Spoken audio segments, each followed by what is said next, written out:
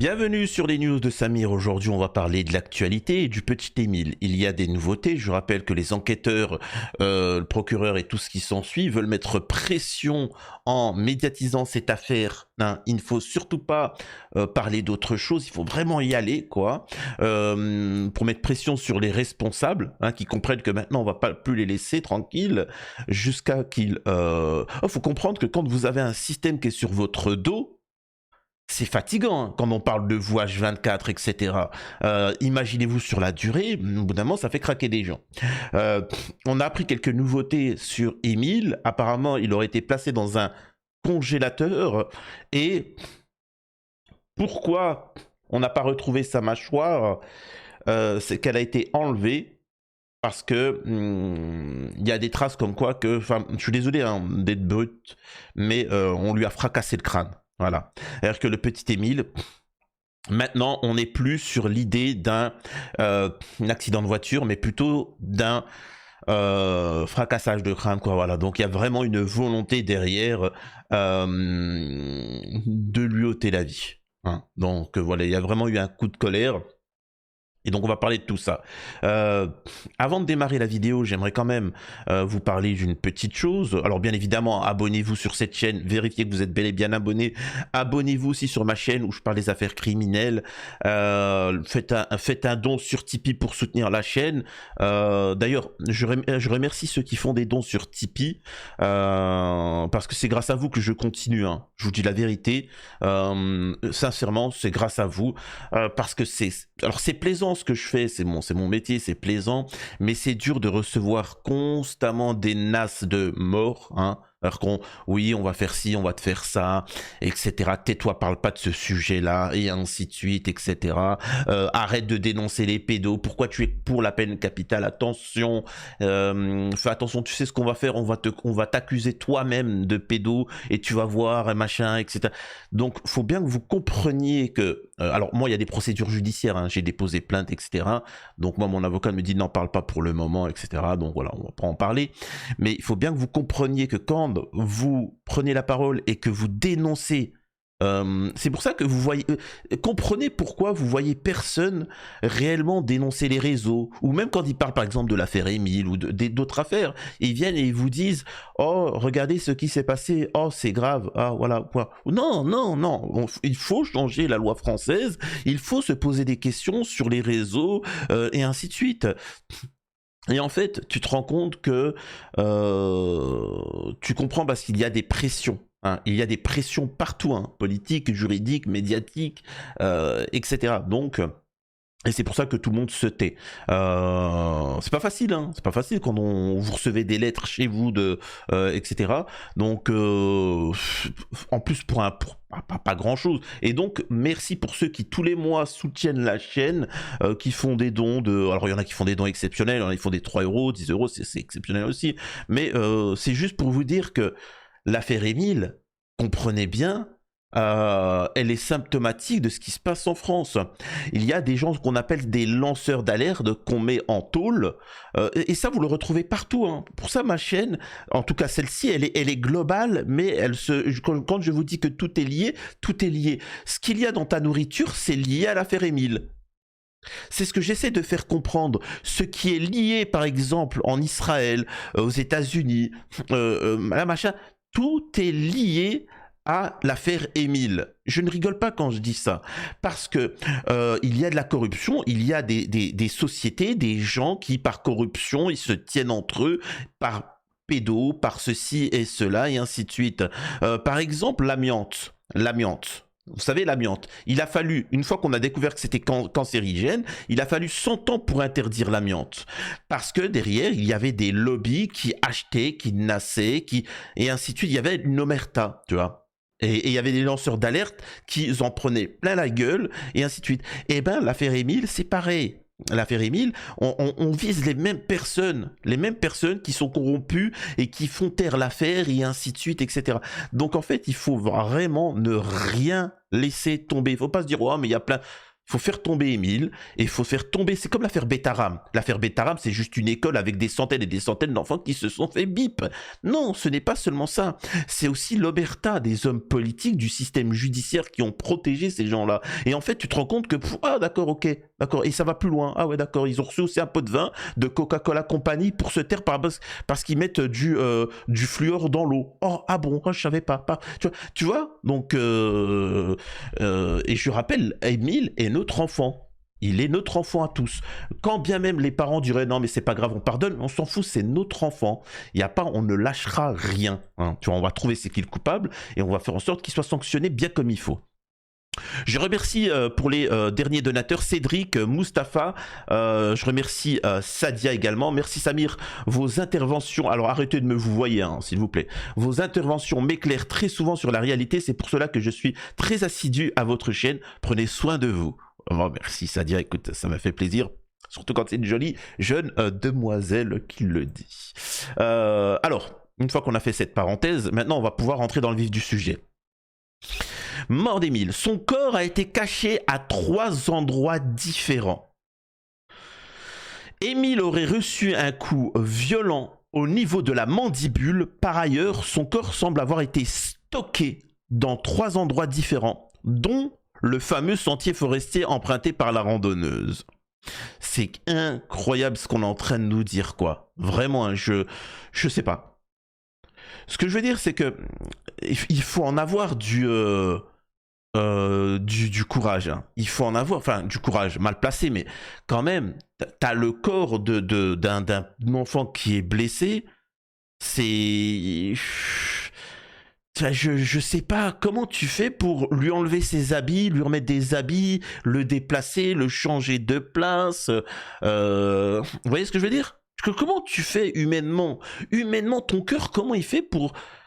Je sais pas, moi demain, quand je fais quelque chose de mal, je sais pas, moi ça me travaille. Je vous jure, je psychote, tu vois, c'est pas bien. J'ai parlé comme ça, il a peut-être mal pris, machin, etc. Et parfois, je viens pour m'excuser auprès de la personne et je me rends compte, ah bon, je sais pas, je me suis pas rendu compte. Alors que moi, ça m'avait travaillé, tu vois. Et eux, normal, ils cachent des corps, ça. Après les gens ils vont me dire oui mais Samir c'est normal, toi t'es pas quelqu'un, t'es pas un meurtrier, t'as pas ça dans le sang. Oui bon bah quand même, tu vois, je sais pas. La première révélation que nous sommes en mesure de faire concerne les expertises pratiquées sur le crâne d'Émile. Ce dernier, rappelons-le, a été retrouvé sur un sentier forestier fin mars 2024 près du hameau du Auvernais. Il était incomplet, sa mâchoire inférieure étant manquante. Et pour cause, selon nos informations, les experts ont conclu qu'Émile avait reçu un choc au niveau de l'accroche de la mandibule. Un choc suffisamment violent pour en décrocher la partie inférieure. Incroyable. Ce qui veut dire que, bien évidemment, parce que là, c'est la question que je me posais, ben, ils n'ont pas la mandibule, comment il faut savoir que la mandibule s'est fracassée? Et ben en fait, alors la mandibule, c'est la partie mobile, hein, c'est la partie mobile du crâne. Hein, t'as le crâne et t'as la mandibule, qui est fixée par tout plein de choses, etc. Et en fait, ils ont conclu, en l'absence de la mandibule, au niveau des zones d'accroche de la mandibule, que ça s'est cassé, ce qui veut dire qu'il y a eu un choc tellement puissant à la mandibule, tu vois. C'est-à-dire que le mec, il a dû venir comme on a pu, pour ceux qui ont vu mes précédentes vidéos. Apparemment, Émile, c'est une rockstar, il est un petit peu foufou, tu vois, hein. Il aime bien monter sur le canapé, sautiller, hein, sacripant. Donc, bah, forcément, faut corriger, tu vois. Donc, il lui a mis une droite tellement puissante qu'il lui a fracassé la mandibule au point où il va la cacher, le mec. Alors qu'il se dit, il faut la cacher, tu vois. Et ça va fracasser même le crâne. Hein. C'est-à-dire que le mec, il te met un coup de poing tellement puissant là que ça tu sais, le long de choc qui va te fracasser ça va fracasser aussi les zones d'accroche. C'est quand même... Oh là là. Je le rappelle, je sais qu'on me tombe souvent dessus. La peine capitale, c'est trop doux pour certains. C'est vraiment, vraiment trop doux. Bref. Le corps d'abord caché au Bas-Vernay. La seconde révélation concerne le stockage du corps d'Émile. Sujet à toutes les interrogations depuis la dernière conférence de presse du procureur Jean-Luc Blachon, très bon procureur, Le magistrat expliquait en effet que le corps n'est pas demeuré au même endroit et dans le même biotope au cours du processus de décomposition. En clair, la dépouille a été stockée quelque part, puis déposée en forêt. Or, selon nos informations, le corps d'Émile aurait reposé non pas à 2, mais à 3 endroits différents. Les experts ont pu en dessiner les contours en étudiant le biotope, notamment les résidus de pollen. Le premier lieu de stockage se situerait ainsi à l'air libre au niveau du Bas-Vernay, la partie basse du village. Il ne s'agirait pas de la fameuse jardinière saisie près de la chapelle. Le second serait un lieu clos, quasi stérile. Pour reprendre la formule initiale de nos confrères du Parisien, le dernier est le sentier forestier où Sadia, la randonneuse, a découvert... Ah bah tiens, Sadia, c'est le même nom que la donatrice qui m'a fait parenthèse. A découvert le crâne incomplet du petit garçon. D'ailleurs, j'espère que Sadia, il y a une cellule psychologique pour elle, hein. J'espère pour elle qu'il y a une cellule psychologique, hein, quand même. Je parle de Sadia qui a découvert le corps, pas qui m'a fait un don. Hein. Ne vous inquiétez pas, ça vous pouvez y aller. Tu vois. Ça c'est très bon pour la santé même, de faire des dons sur ma chaîne. Bah, parce que c'est quand même, tu vois, quand même de découvrir le corps d'un enfant. Et en fait, il faut qu'elle soit entourée, tu vois. Il faut vraiment qu'elle soit entourée, qu'on lui envoie de l'amour aussi, hein, parce que c'est un choc. Et elle s'est intégrée dans l'affaire et ça la travaille, donc force à elle. Mais donc on apprend qu'il a été dans un endroit quasi stérile et apparemment, selon certaines sources, ça serait un congélateur. Incroyable. Voilà qui pourrait esquisser le scénario d'un crime non prémédité suivi d'un camouflage réalisé dans l'urgence. Le tueur donne la mort à Émile, cache son corps à proximité dans la panique, puis le déplace à l'abri en lieu sûr. Hein, dans un congélateur. Enfin, de longs mois plus tard, quand il s'est dit il faut rendre le corps à la mer, il s'en débarrasse sur un sentier forestier. Reste à savoir qui. C'est quand même fou ce qu'on apprend. Philippe et Maximin Vedovini au cœur des soupçons. Si l'hypothèse d'un crime intrafamilial se confirmait, les gendarmes considéreraient, alors que seul Philippe Vedovini et son jeune fils Maximin auraient pu jouer un rôle actif dans la mort d'Émile. La piste d'un crime intrafamilial n'est pas écartée, et ce malgré la remise en liberté sans poursuite judiciaire de 4 membres du clan Vedovini, Philippe, Anne et leurs 2 enfants majeurs, Marthe et Maximin.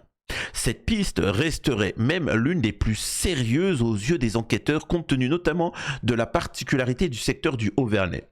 Tous les automobilistes ou détenteurs de téléphones portables qui se trouvaient là-bas ont été identifiés, décrypte une source bien informée. La probabilité qu'Émile ait été tué par une personne extérieure au village, dépourvue de voiture et de téléphone, reste très peu plausible. Alors, donc là, ce qu'on nous apprend... Tu vois, là, on nous apprend un peu ce qu'ont fait les enquêteurs. Là, le procureur vous explique, les enquêteurs, ils vous disent que vous voyez le village. Vous voyez ça c'est le point là, c'est le village. Vous voyez tout ce gros setup là, cette zone là, ça c'est le petit village là. Ben nous, on a fait tout ça. On a tous les êtres humains qui étaient là la veille et le jour de ce qui s'est passé là. Tu vois, le drame. Ok, on a tous leurs noms. Tu vois. Tous ceux qui étaient dans ce périmètre-là, on a leur nom. Voilà. Alors, il est possible, encore une fois, qu'un individu qui n'avait pas de portable, pas de voiture, ça veut dire qu'il y a des caméras de surveillance qui ont filmé toutes les voitures qui passaient dans ce secteur-là, donc ils savent qui est passé. Donc en fait, ils savent tous ceux qui étaient sur place le moment ou un peu avant le drame. Et ils ont fouillé la vie de toutes ces personnes-là. Et ils ont éliminé, c'est pas lui, c'est pas lui, c'est pas lui, c'est pas lui. Et il reste que, voilà, hein, la famille Vedovini. Donc voilà. C'est quand même exceptionnel leur travail. Hein. Imaginez-vous, imaginez-vous le procureur là et les gendarmes, on leur donnerait 1 million. Quand je dis 1 million, c'est pour toutes les affaires. Hein. Les moyens illimités. Et au niveau de la justice, plus de droits. Moi, vous savez, moi je suis pour la liberté, je suis contre... mais par contre, quand il y a une affaire gravissime, une affaire terreau, une affaire de disparition d'enfants, etc., je suis pour que les gendarmes aient des pouvoirs exceptionnels. Tu vois, il n'y a pas de... C'est-à-dire, bon, il y a eu une disparition d'enfants. Hop, hop, hop, toi. Oui, bonjour. Viens voir ici, toi. Hein? Ouais. Bonjour. Qu'est-ce que c'est? Ton ADN. Attention, t'as pas ton mot à dire. Passe-moi ton ADN. Hop. Tu vois, pouce, machin. Tout ça, on veut ton pouce, on veut ton ADN. Mais je fais, mais oui, c'est pas grave. Vous voyez ce que je veux dire? C'est une exception, hein. C'est pas pour tout le monde, mais c'est une exception. Et voilà, parce que on doit leur donner des pouvoirs d'exception. Tu vois, attends, on va fouiller ta maison. Tu vois, j'ai pas de mandat d'arrêt à avoir. J'ai pas ceci, j'ai pas ça. Hop, un enfant disparu. On a le droit de rentrer partout où on veut. On teste tout. Et moi, je vous le dis, même si ça peut m'agacer sur le moment, s'il y a une disparition d'enfant, mais vas-y, tu vois. Au contraire. Bref. Et moi, demain, je vous jure, hein, demain, je suis homme politique, je mettrai ça en place. Voilà. Et si demain votre enfant disparaissait, vous savez comment vous seriez en panique. Qui, pourquoi, comment, machin. Vous seriez en panique et justement, vous voudriez fouiller partout et ainsi de suite. Tu vois. Moi, il y a aussi une petite parenthèse, une petite anecdote avant de continuer. Vous me dites ce que vous pensez en commentaire, je regarde. Vous trouvez pas les grands-parents un peu étranges? C'est-à-dire qu'ils sont en train de dire ouais mais bon c'est un peu dur, là on nous travaille, on nous a convoqués, machin, c'est un peu dur, vous voyez, on nous a posé des questions, en même temps on nous soupçonne, et puis en même temps tu vois, allô, qu'est-ce qu'on en a rien à battre? Qu'est-ce qu'on en a rien à battre? Je m'en fous de tes états d'âme. Moi, ce qui m'intéresse, c'est le petit Émile, c'est tout. Les parents, la mère d'Émile, vous imaginez le drame. Vous avez entendu la mère d'Émile dire « Oh, t'as vu, c'est dur pour moi, t'as vu... Non, elle s'est tue, elle s'est isolée, elle était effondrée, point. Vous voyez ce que je veux dire? Là, les grands-parents, ouais, bon, c'est un peu dur, on me soupçonne, attendez... rien à battre, je vous le dis tout de suite. Ils ont un comportement... allô, je vous rappelle le petit Émile, ce qui lui est arrivé. Bref. La piste intrafamiliale n'est pas écartée malgré la remise en liberté sans poursuite judiciaire des 4 membres du clan Vedovini. Alors ça, je l'avais lu. Tous les automobilistes ou détenteurs de téléphones portables qui se trouvaient là-bas ont été identifiés, décrypte une source bien informée. La probabilité qu'Émile ait été tué par une personne extérieure au village, dépourvue de voiture ou de téléphone, reste très peu plausible. Cette piste intrafamiliale s'appuie aussi sur un témoignage déjà dévoilé par nos confrères du Parisien. Un voisin éloigné des Vedovini, domicilié à une 50aine de mètres, assure avoir aperçu Émile ce samedi 8 juillet 2023 descendre seul la rue. Selon lui, quelques minutes plus tard, son grand-père Philippe Vedovini marchait lui aussi dans la même direction, comme s'il partait à la recherche du gamin. Ce voisin ne l'affirme pas. Il ne peut d'ailleurs exclure d'autres personnes ayant emprunté cette même route entre-temps. Il n'est pas resté les yeux braqués sur la chaussée, commente cette source. Le scénario imaginé par les gendarmes est que l'un des Vedovini soit parti chercher Émile et se serait laissé emporter par la colère. Oh mon Dieu, il a 2 ans et il va partout, tu vois. Oh, logiquement, tu le fracasses le crâne. C'est logique. Bien évidemment. Qui n'a jamais réagi comme ça?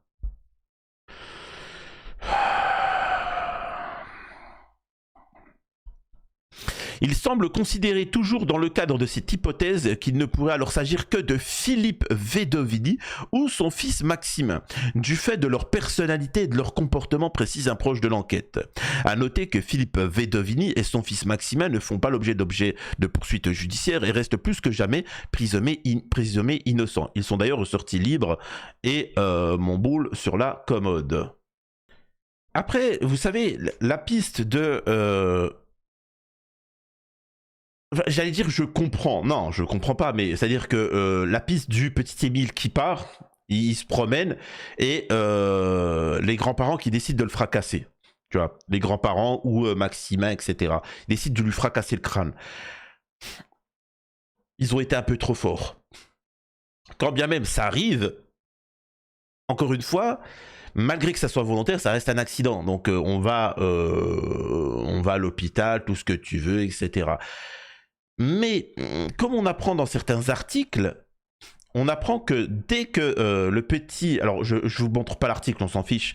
Dès que le petit, il nous a quittés, à mon avis, pour enlever les preuves, l'ADN, ou je sais pas, quelque chose comme ça, il a dû saigner, tu vois. Ils l'ont déshabillé. Comment, enfin, excusez-moi de vous dire ça, comment t'en arrives, et moi je vais vous donner une petite anecdote aussi. Comment tu en arrives, tu ôtes la vie à ton petit-fils, un bébé de ta famille, de ta fratrie, et le première chose auquel tu penses, c'est de le mettre à Walp. De le mettre à Walp.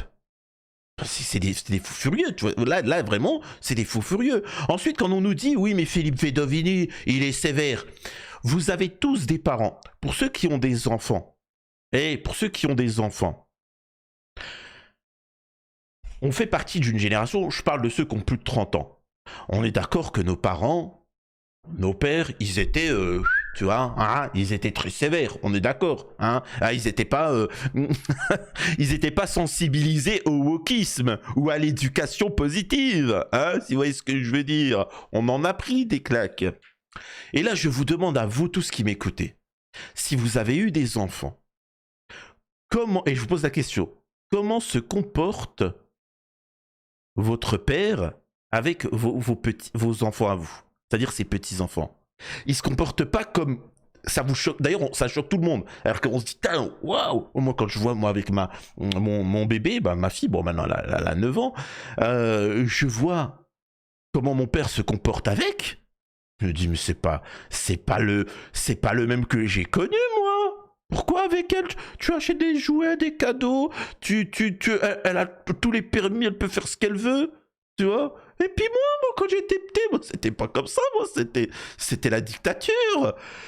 C'est comme ça, tu vois. C'est-à-dire que, au contraire, c'est-à-dire qu'autant ils ont été durs avec nous, autant avec leurs petits-enfants, c'est open bar, tu vois. Il n'y a aucune limite, tu vois. C'est une fois, mon père, il a capté que j'avais puni. Alors je l'ai montré, tu vois, je l'ai montré, parce que ma fille, elle est rarement punie, même jamais presque.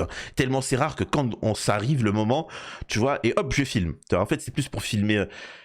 Et je l'ai montré à mon père, je dis, regarde, quand je l'ai puni, regarde comment elle a fait. Oh, t'as fait quoi? Pourquoi? Attention, oh, doucement, détends-toi, Billy. Je te rappelle que c'est ma fille.